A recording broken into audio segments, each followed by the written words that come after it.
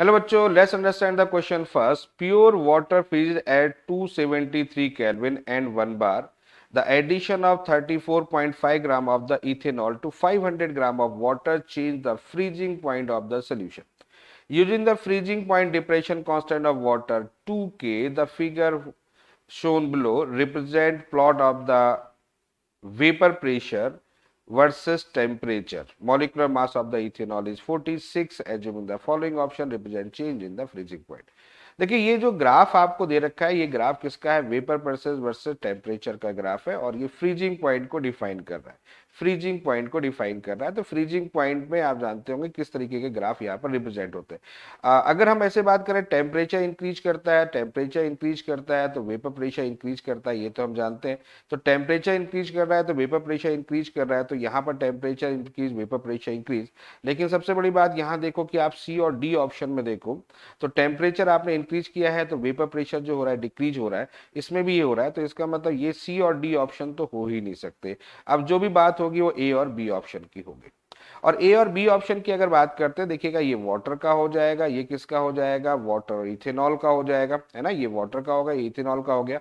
तो कहीं ना कहीं पर ये जो है ये फ्रीजिंग पॉइंट को डिफाइन करता है. तो ये फ्रीजिंग पॉइंट देखिए यहाँ पर कितना है? 270 है और यहाँ पर कितना है? 271 है. तो इसी वैल्यूज को अगर हम कैलकुलेट कर ले तो हमें ग्राफ जो होगा वो एग्जैक्ट दिख जाएगा. तो इसको कैसे करते हैं? फ्रीजिंग पॉइंट की बात करते हैं तो delta T F equal to कितना होता है? के एफ मल्टीप्लाई बाई एम होता है. ये फॉर्मूला हम जानते हैं. तो के एफ की वैल्यूज हमें कितनी दे रखी है? 2 दे रखी है. एम की वैल्यूज क्या होगा? वेट. एम क्या होता है? मोलैलिटी. मोलैलिटी क्या होती है? मोलैलिटी की बात करते हैं तो मोलैलिटी क्या होती है?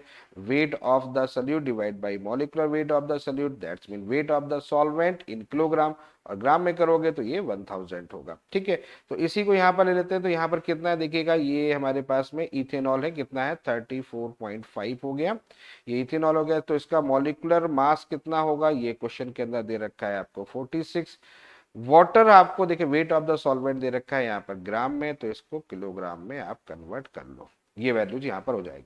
तो यहाँ से निकल के आएगा आपके पास में डेल्टा टी एफ. तो इसको सॉल्व करेंगे, ये 2 टाइम्स जाएगा तो ये हो जाएगा 4 इंटू 34.5 डिवाइड बाई 46. ठीक है.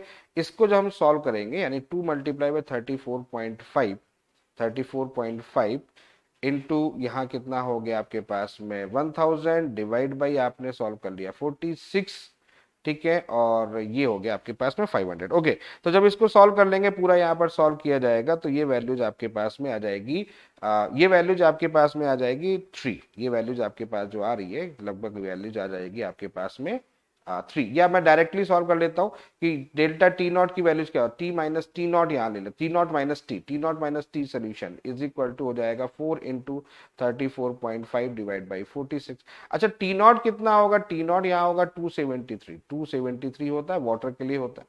तो वाटर के लिए इतना हो जाएगा. तो यहाँ हो गया 273 माइनस यहाँ पर मैंने क्या बोला, कितनी वैल्यूज आ रही है? 3 इज इक्वल टू हो गया टी सोल्यूशन. तो यहाँ से टी सोल्यूशन निकल के आ जाएगा आपके पास में, वो आ जाएगा 270. तो दोनों चीजें मैंने आपको एक जगह पे बता दी. तो यहाँ पर जो freezing point of the solution होना चाहिए वो कितना होना चाहिए? 270. तो यहाँ ऑप्शन में देखो, ये देखो 270 दिख रहा है, यहाँ 271. तो इसका मतलब ए ऑप्शन जो होगा ये हमारा करेक्ट होगा. तो ये फ्रीजिंग पॉइंट यहाँ पर निकल के आ गया. तो freezing point of the solution is 270.